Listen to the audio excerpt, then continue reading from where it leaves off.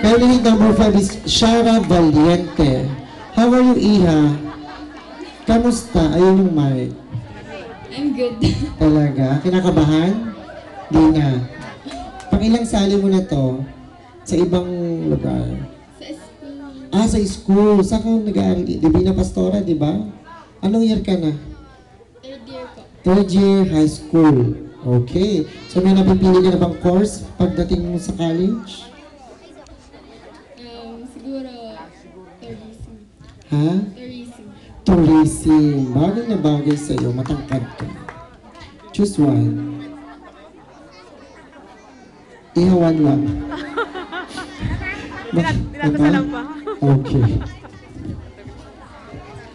Go, Shara.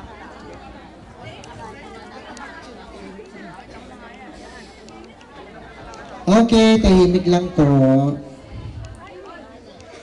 Kung ikaw ay businesswoman, anong business ang gusto mong itayo dito sa barangay nyo? At bakit? Parang Mangino, di ba meron silang, para makilala naman yung barangay Santo Niño.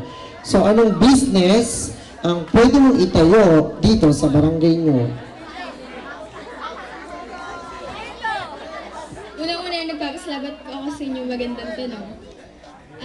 Ang business na ipapatayo ko po dito sa Barangay Santo Niño ay yung pwedeng gamitin yung mga plastics or recycled materials para mapalinis yung matutulungan din ito yung paglinis ng ating kapaligiran at magiging maayos ang ating barangay. Maraming salamat. Okay, thank you so much, candidate number 5, Shara Valiente. Next, our last candidate, number 6.